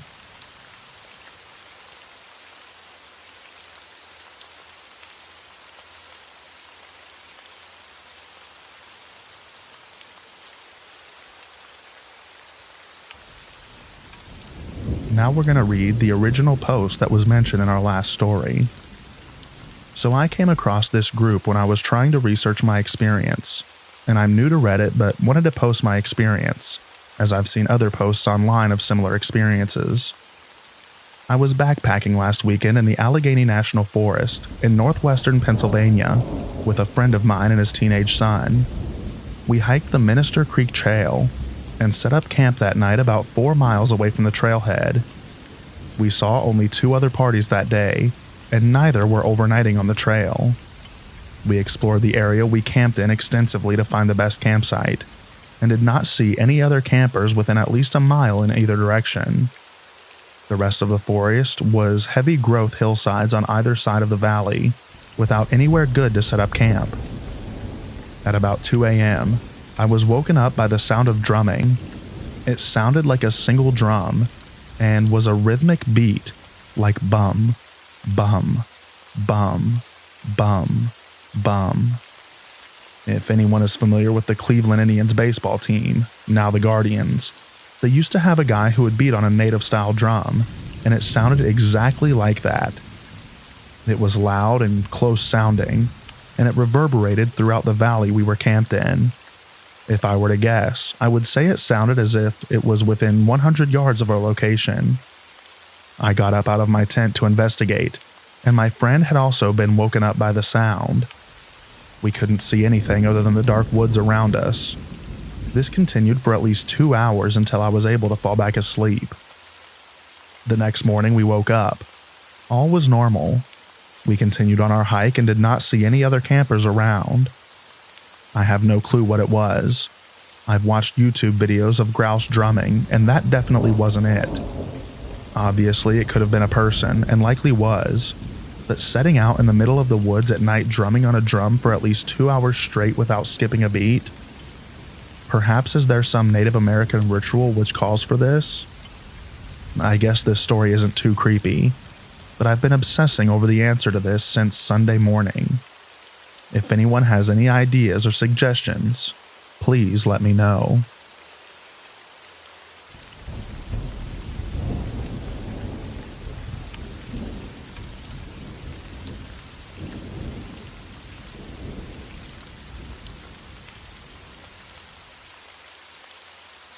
A while back, myself, my girlfriend, and another couple spends a day on the beach along the Davidson River and had a very odd experience.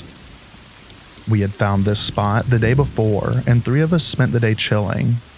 One friend goes upriver about 500 yards around the bend and comes back stating that he's heard a weird noise.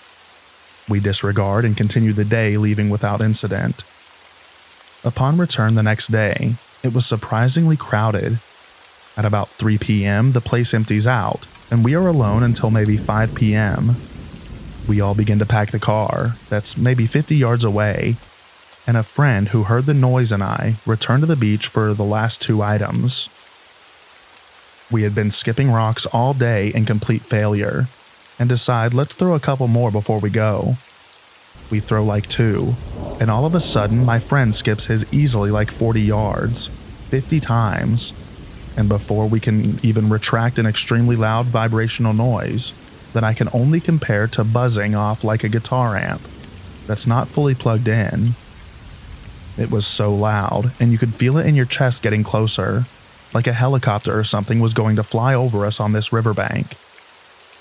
When it felt like it was going to turn into our visibility, it kept going and seemed to go over where the car was and up towards a mountain. The noise abruptly stops, and we both look at each other like, what in the actual heck was that? He looks at me and goes, that was weird, but it's going to get even weirder if the girls didn't hear it. We return to the car, and they're both in the car, angry, asking what took so long, and saying that they didn't hear a thing. We asked them how long they thought we had been gone for.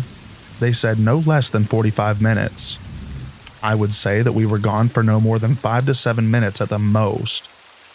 I've spent no less than 40 days at this river spot, and have never had anything else happen, nor heard of anyone experiencing something similar.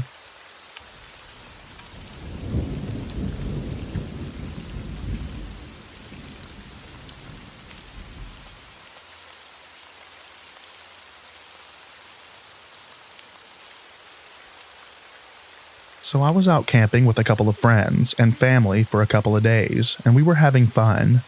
You know, just doing the usual camping activities. You get what I mean. The second day of our camping, rain was forecasted in the middle of the night, so we decided to cover up all of the stuff that was outside so that it wouldn't get wet, and started a campfire shortly thereafter.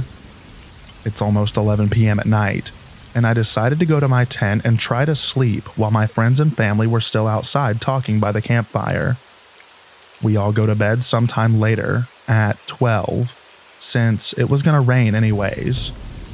It's the middle of the night at around 2 to 3 a.m., and I'm sleeping like a baby, when all of a sudden I get woken up by the rainfall coming down on my tent, and I was annoyed a bit since I didn't want to wake up at 3 a.m. So I tried going back to sleep. Then this very loud screeching, eerie sound started, and it was so loud I had to cover my ears, and even so it was still very, very loud. It went on for a couple of minutes and then stopped. When it stopped, I said to myself, what the heck was that? I thought it was some animal, but there were barely animals near the forest I was camping in, and even if there was an animal that made that sound, it wouldn't have made me cover my ears with full force, and then still be very loud. I don't know. Let me know what you guys think of what I heard.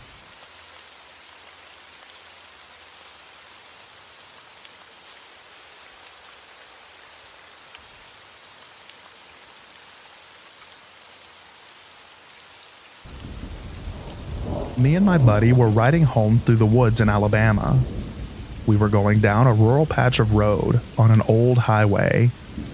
We had been hunting that morning and we didn't end up killing a deer, so we decided to fish and grab some food. The morning hunt felt strange, as if I was being watched in the woods. I'm a police officer and retired Marine, so I don't get spooked easily. A pack of wild dogs ran through where my stand was. I kept feeling that burning feeling of being watched. It prompted me to leave early. The dark woods of Alabama is a scary place. After the hunt, we fished at the pond for a while before returning home. On the way home, we ran into something I have struggled with since that day. It was exactly 12 noon when we saw it. Before I get into the incident, you need to know some history about Baldwin County, Alabama. The Battle of Blakely was fought along this particular highway. The battle was a bloody onslaught that occurred at the end of the Civil War and resulted in immense casualties. Now onto what happened. We were around mile marker 18, and to the right there it was, on a grassy embankment in a curve in the road, Just past an old bridge that we passed stood a tall black horse with a rider wearing black armor. It had black gloves, gripping his horn of the saddle with a sword sheathed. This dark rider was massive in figure and missing his head. You heard me right, a headless horseman. The horse was abnormally large and was darker than night. The rider stoically sat in his saddle, facing the road as if he were waiting on something as we drove past. Now, I don't spook easily, and my buddy doesn't believe in that kind of thing. As we passed the horseman, time seemed to slow down as I sucked in every detail. I remember everything about it. My buddy also stared in disbelief as we seemed to glide past in the safety of the truck, like some sort of safari from heck. Now here's where it gets weird. So when we passed it, I looked back in the mirrors and poof, just like that it was gone. This area was rural. The horseman could not have come from anywhere, or be headed anywhere that fast. My friend told me shortly after that he didn't want to speak about it again. He was shaken up about it. It wasn't until later that he recounted this story, and we saw the same thing. All up until we passed the horseman. His account was that the horseman was on the left side of the road, and slowly walked into the center of the road and disappeared. I saw him clear as day on the right side of the road. Has anyone else seen him? Please let me know.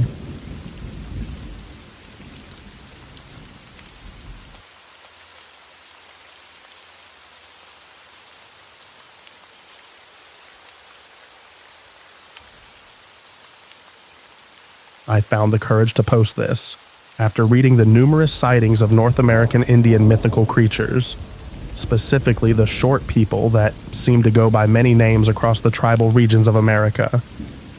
This exact type of creature has been sighted and discussed among Aboriginal people in Australia for thousands of years. In the southwest region, they're known as the Waraji, or hairy bushman. Standing a few feet tall, they possessed insane strength and speed. Prior to colonization, there were stories of their friendship alliance with Aboriginal people, but also there were stories of conflict and people, or even children being taken by them. There were specific rules Aboriginal adults told their children, such as avoiding water bodies at night and the evening, and no matter what, never ever whistle in the dark. It invites the Warajis, and it only spells trouble, although even some Aboriginal people say these stories are just to warn kids about water safety. Well, in 1998, I knew none of this because I'm not Aboriginal, and at the age of 10, when this all happened, I had never even met an Aboriginal person, or been taught anything about Aboriginal culture in school. It was the 90s, and Australia had an uncomfortable relationship with the truth and colonization. Every school holidays, I used to leave the city and visit my aunt in the picturesque southwest countryside. I needed no encouragement in going because I loved the outdoors, and had free rein to run amok on the dirt bike and go fishing alongside the magnificent Blackwood River whenever I felt like it. And I went a lot. It was the 90s in Australia, and incredibly safe for a 10-year-old kid to roam the landscape for miles and hours on end, all alone with nothing but a trusty pocket knife. I was able to walk through my aunt's massive property to the edge of the forest, and then into the depths where the river flowed through, fishing for trout and redfin. On the last evening before I was due to go back home to the city, I was down there fishing alone as the sun was setting. I knew I'd get into trouble being out that late, but having already snared a few trout, I figured I'd be quickly forgiven. Plus, I was still getting bites. I remember having caught the fish and kept them in an old metal bucket. I was on my last few pieces of bait when I recall hearing a tiny pinging noise on the side of the bucket. At first I thought nothing of it, because large gum nuts often fell from the trees. But then it happened again, much louder and more forceful this time. I remember checking the bucket and realized they were small rocks and not gum nuts at all. I looked around, assuming it was some kids from a neighboring property, which was very unlikely as it was maybe a 30-minute walk to the next property. The other side of the river backed onto the national park, where there were no other farms for miles. Plus, I hadn't come across any kids throughout my entire stay at the farm, This is where it got pretty scary. The rocks got bigger and they started flying in from different directions, cutting my cheek and hitting me in the head. At this stage, I started crying. I was only 10 after all, and dropped the fishing rod. I had 3 large trout in the bucket, and my intention was to pick it up and run back to the farm as quick as I could. As I bent to pick it up, I was hit by another rock in the side of the head and fell over. I pulled myself up, and I stared over to the other side of the river, the main source of the rocks. What I saw paralyzed my whole body with fear. It was nearly dark at this stage, but I saw the outline of 3 short-looking bodies covered in hair. I would have put them at maybe a meter tall, 3-4 feet, the size of small children but with the bodies of men. Their faces looked like they were part ape, part human. It was their eyes, though. Even though it was getting dark, their eyes had this piercing yellow glow but were completely black in the middle. They wore no clothes, but were covered in extremely thick, clumpy hair all over their bodies, except from the knees down, and had arms that hung almost like cavemen. But here's the strangest thing. They stared at me almost without moving, like literal statues, with a curious expression fixed on their faces, and making absolutely no noise whatsoever. It made no sense, as only a few moments before rocks were pelting in from all directions, and yet now, they appeared frozen, except for their eyes, which followed me. I managed to pull myself up, and ran faster than all heck. My aunt was standing on the balcony, and watched me tear through the long grass as quick as I could, with blood and cuts on my face. I told her everything, and she called the police. One officer came by to get a statement, and he said he'd visit some of the other farms around town, but he was certain there weren't any other families in the area. My aunt just assumed I couldn't see the figures properly due to the lack of light, and maybe even suffering concussion from the rocks that hit my head. She assumed they were kids or teens. I know what I saw, though, and I'll never forget those murderous-looking yellow eyes. The next morning, I went with my aunt to collect my fishing rod and bucket. My aunt was shocked to see the fishing rod and bucket still there. She thought it was an opportunistic crime. We checked the bucket, and what we saw made our skin crawl. 3 perfect trout skeletons were floating in the bucket, not one morsel left. We don't have bears and wolves in Australia, and even the odd dingo or fox wouldn't devour an entire fish and leave its skeleton there without the bucket being tipped over. The whole ordeal was terrifying, but as things tend to happen when you're a kid, you just forget about it, or it lives somewhere in the back of your mind rent-free for a while. The police officer found nothing of note, and as nothing was stolen, there was no need for further inquiry. It was the talk of the country pub for a few weeks, though. My aunt was a local. The town had experienced odd things throughout the years, such as the sighting of tiger-like animals in the deep forest, and other strange noises happenings reported by lumberjacks in the deep forest. It wasn't until I got into my 20s and become a social worker that I started working with Aboriginal communities in town. During celebratory events, I came to learn of the different Dreamtime creation stories, and eventually I had the confidence to tell an elder about what I went through. He recognized it as the Warajis straight away, and said I was lucky to leave that forest alive. He seemed to think that they must have believed I was an Aboriginal boy. I have a mixed racial background, and the protocol would have been for me to leave a couple of fish outside the bucket, skewered on sticks for them to come and collect after as payment for fishing in their river. But as I didn't, they reminded me, first few pelts, and when I still didn't, they eventually attacked. There aren't any Aboriginal families in that part of the Southwest, Caucasian only, to this day, which may explain why it only happened to me. The elder believed they could have taken me, though, for disobeying their sacred customs. That part wakes me up in a cold sweat in the middle of the night, because I believe they could have. It's not a story I tell to my family and friends, but will confide in with the odd Aboriginal colleague or client at work, and they tell me similar things. Don't even get me started on the Australian desert. I'm 36 now, and as time goes on, I find this event something I think about more often as the years roll on. Despite becoming more logical and cynical in age, I ponder its significance and proof of otherworldly beings living alongside us on this planet, Thanks for reading.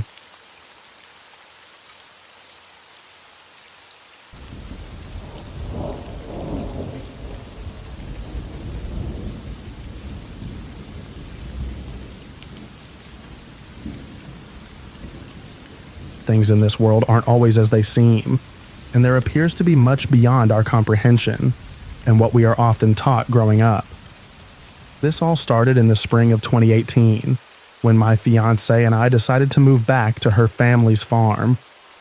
Our first house was small, but the price was right, and it had what we needed with 5 acres and a barn.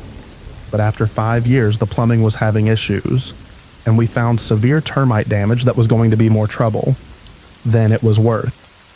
Financially, we couldn't afford to build what we wanted yet, and even though we both swore we would never live in a double wide, that's what we decided was the best plan of action given the circumstances until we can build our dream barn dominium on the farm. So our house is delivered and set up in March. We have 50 acres that is bordered by the Ouachita National Forest. To an outsider, these mountains may not seem like much, but it's one of the oldest mountain ranges in North America, and erosion beyond our comprehension dwindled what easily rivaled the Rockies into what you see today. This was a dream for an outdoorsman like myself. Not only did we have our own 50 acres to hunt on, but thousands upon thousands of acres of deciduous mountains to roam freely. But the farm did have its oddities, and weird things sometimes happened. The first year we dated, we hunted a couple times there, and I discovered very quickly the land behind the barn was uncomfortable. It just gives you the willies and feeling of being watched. This area has a rich history of a main wagon trail and Indian trail very close by. Then there's the history of the haunted inn that is on the property adjoining ours, with the inn having burned down years ago. There were many shootings over poker games and stagecoach robberies, some even reported to have been by the James Gang, and the possibility of gold buried nearby from them, or the Knights of the Golden Circle. Maybe that history contributes to those feelings somehow. The property basically laid out like a rectangle with 2 large barns on the east side, where the driveway comes up from south to north and runs back west. Like a large L first was our house. The next house was my fiancée grandma's, and at the inn was my soon-to-be in-laws.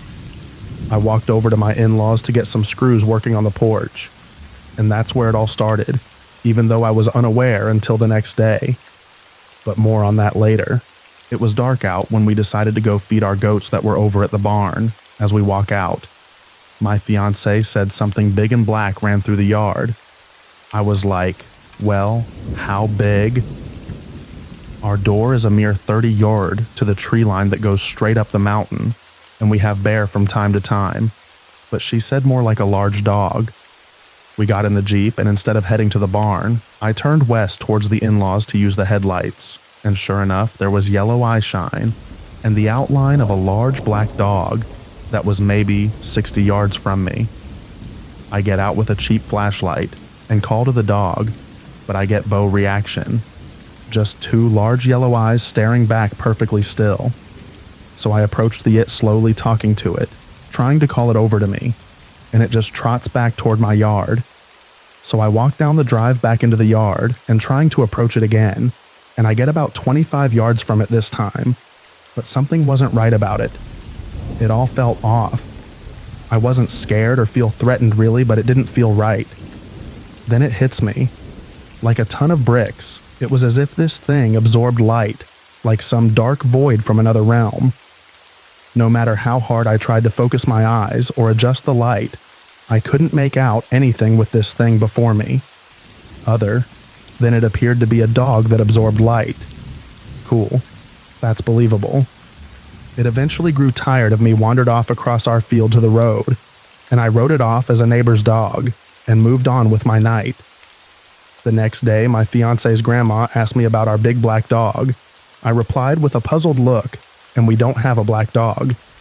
She told me when I walked back over from getting the screws the previous day that it came down out of the woods and had followed me back towards our house. I told her that must be the dog we saw last night. I had told my fiancé about how it seemed to absorb light, and something just didn't seem quite right with it all. And it was also massive. My shepherd is 70 pounds, and our Pyrenees Anatolian mix was 85 pounds, and it dwarfed either of them. 2 days passed without seeing the dog, and it was out of mind and rode off as a neighbor's dog from down the road, or one that was dumped. 2 a.m. I'm awakened by my shepherd and Pyrenees in the house, going ballistic, barking, growling, trying to get out of their kennels. I get up, walk to the outside door quiet as I can, while the digs go ballistic and flip on the light, and the beast was on my steps and appeared to have been sniffing around the door. Soon as I turned the lights on, in one fast motion this thing did a 180, leapt off the steps, and was gone into the darkness again. But this time I saw it tail, a long bushy tail like my shepherd's, but bigger and pointed ears, the black wolf. I know what you are thinking. It doesn't scary but to see it. The way it seemed to absorb light, it felt like pure evil, pure hatred. Something was very unnatural about it. My brother-in-law calls me a few days later and asks if I've seen a huge black dog or had any issues. He lives down the road and just through the woods from us, so I told him about it following me in the encounters. He tells me that his pit bull he keeps out back was going wild the night before, and he went back there with a good bright light, and 30 yards away in the woodbine was a set of yellow eyes staring back. It would close its eyes, and he said you couldn't see anything like it was trying to hide. This went on a few times before he finally saw it, and described it the same way I did. Yellow eyes shaped like a large wolf, but its body, that endless black pit. Somehow it absorbed all light, and you couldn't make out any details other than yellow eyes in the outline. The day after our wedding in early May, my brother-in-law calls me to tell me it came back the night of our wedding. They got home after dark, was just sitting on the porch, when he heard bawling and screaming from the woods. He grabs a 12-gauge pump, and his light bears feet to investigate. And there's the black wolf again in the edge of the thicket, just the yellow eyes piercing back at him. Deciding he's had enough, he took aim and fired. But he didn't expect what happened. A set of blue eyes suddenly appeared and dropped to the ground, and the yellow eyes vanished, seemingly. He cautiously approached to see a small fawn with spots laying there, where the wolf had stood slobber all over its back and looking dazed. He went to pet it, but it stands up, runs off right into a tree, falls over, gets back up, and bounds off deeper in the woods. He looked for the wolf but didn't see anything else, and there was no blood. He chalked it up to it had caught the fawn, and he interrupted dinner and apparently missed.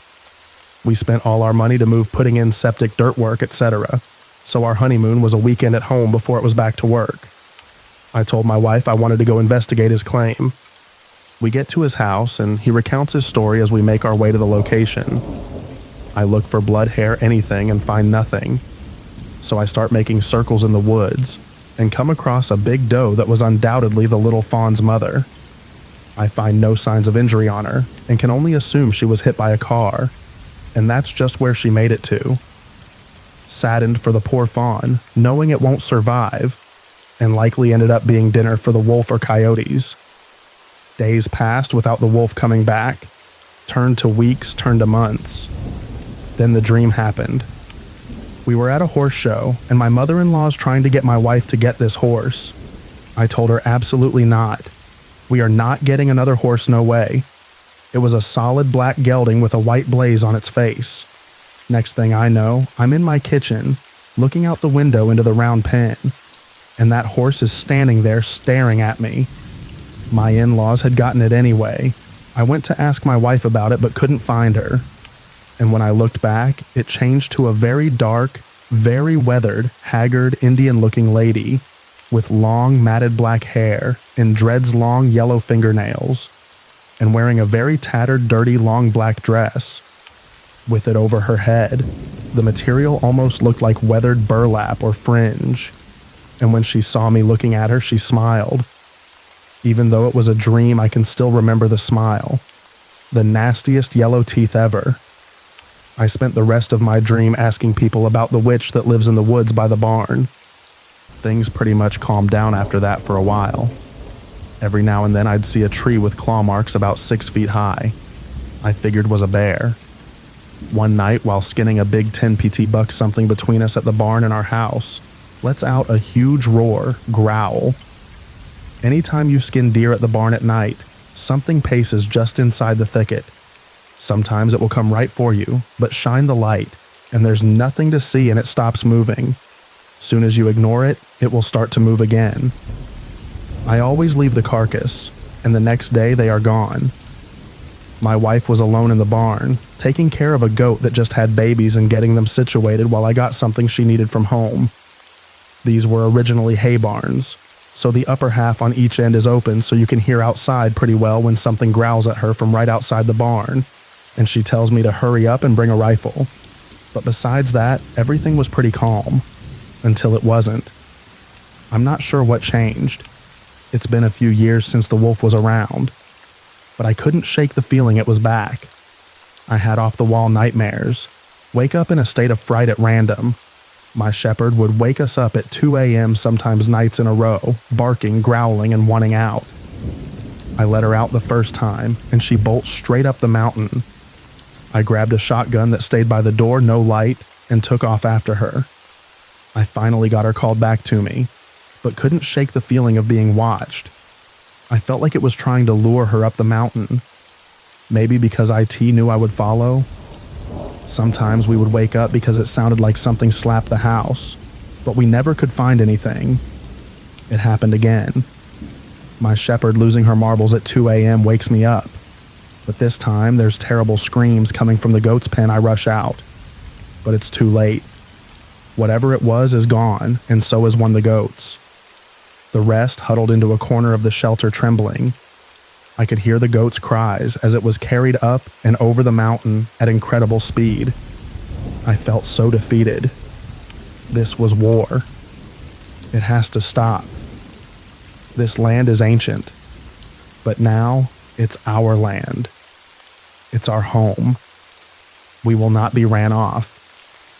I searched online and found no help, just a lot of people that fake scary things for social media attention. No real info.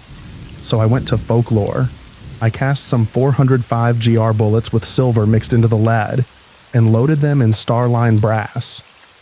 I was going to put that new 45/70ths with the tritium front night sight to good use. It was cool out that evening. I had my favorite meal in case it was my last. I had no idea what I was up against, or if this would work. Would it even show up again? I climbed up on my roof and settled in. The moon was about 3/4 full, so plenty of light to see from my elevated position. I started to doze off. I couldn't keep myself awake, it seemed. I awoke with a start. No idea how long I had been out, but it was silent. Uncomfortably silent. I caught movement by the drive, as a large, low black shadow crept in towards the goats. I steadied that green glowing front sight on whatever my adversary actually was, and squeezed the trigger. Click. Oh no. In my sleepy state, I forgot the stupid crossbolt safety that won't let the hammer fall all the way.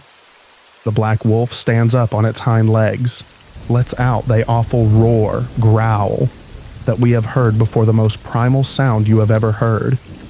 It reverberates in your chest. It's so loud, but I could barely hear it over the adrenaline dump and racing heartbeat in my ears.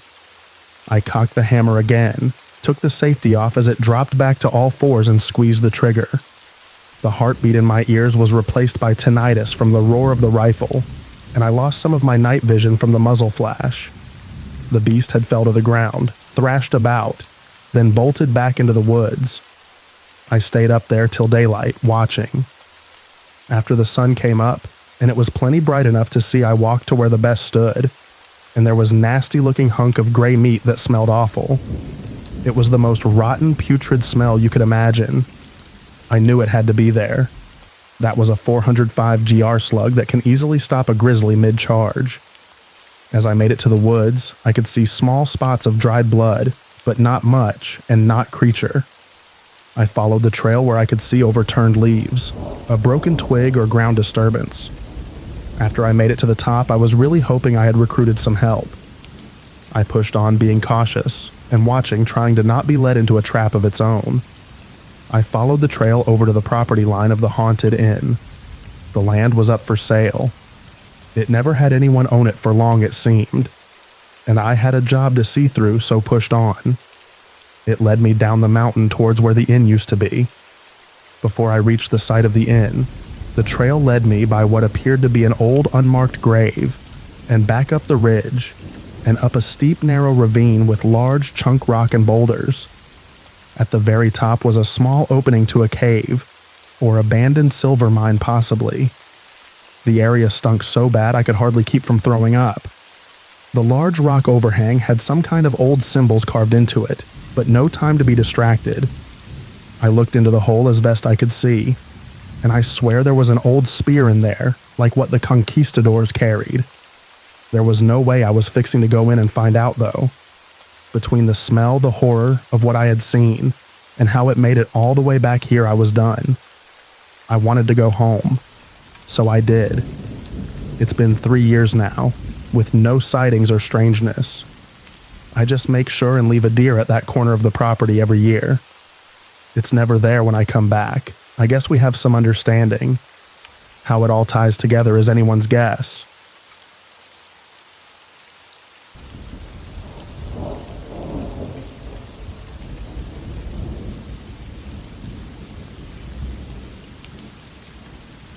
I don't think it's paranormal, but a very strange encounter, and I'm sure that guy was not a human being. So once I went to KFC with my family. We were standing in line to take our order, and then I saw a guy standing on the side of the line, wearing a baseball cap and a heavy black coat. I don't know how to say it, but he was gorgeous. I mean, he was very beautiful. Maybe he was too, waiting for his order. Then my husband said, "You wait over there on that side, I'll bring the order." Then I also went and stood behind him. But like seconds I went there, my baby, who was 2 years old, suddenly started crying. I tried to calm him down, but he was not stopping. So I started roaming here and there, and as I went away from the guy, my baby became silent. I thought maybe he will not cry now, so I again stood behind that guy, but he again started crying, and it happened maybe like 3 or 4 more times. And now I too started feeling strange. I looked towards that guy, and he was looking at me just like a predator. There was no emotion in his eyes. They were completely empty. Then suddenly he smiled and walked away from there. After he walked away, the cashier said, "Was this guy a human being? He was so creepy." Sorry for my bad English. It's not my native language.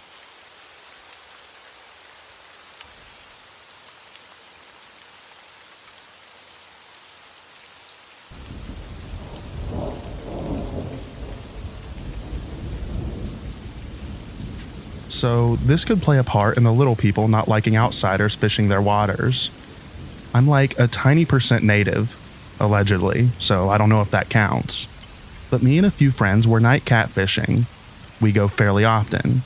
There's a spot where someone carved the green man's face into a rock one night. We're fishing, and on my line I had a 2-ounce weight, bait, big hook, and a float. And all I did was lightly reel it back in. Friends holding the light watching me do this, like I always do, to check bait after no bites.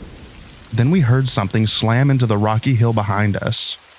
It was my entire bait setup. It wasn't snagged on anything, but it was like something grabbed my entire bait set out of the river and threw it back at us over our heads in the side of the hill. For that to happen with that much weight, my rod would have to be like bent in a U shape and clearly snagged, but it wasn't. That's the craziest thing that's happened to me while fishing. But we've heard strange sounds and have seen some strange things in the sky. But that's really it. Then we heard a gunshot shortly after off in the distance. It was like 1 a.m.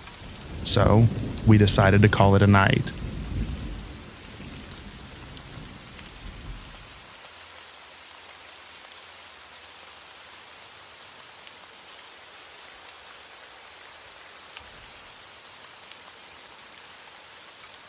The village I grew up in has a very heavy vibe due to thousands of graves literally everywhere, including our backyards and under houses.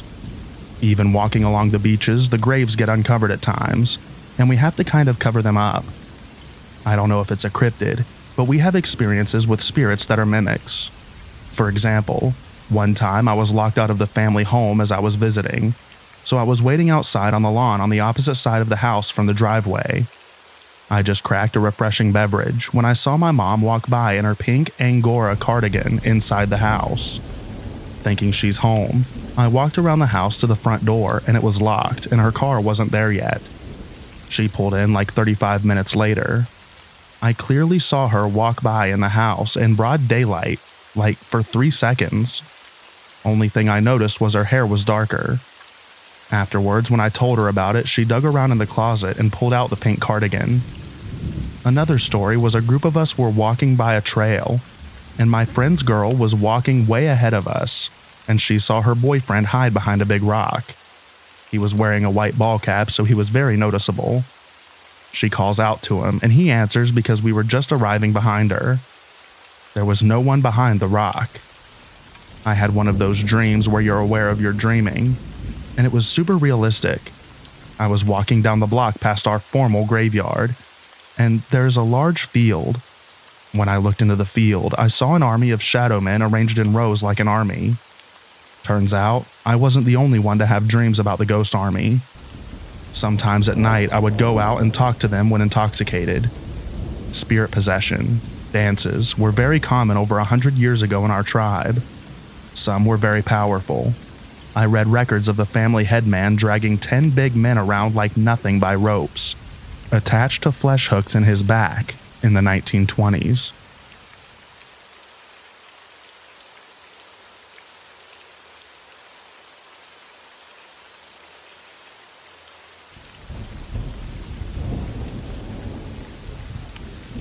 Thank you so much for listening to all of the stories in this video.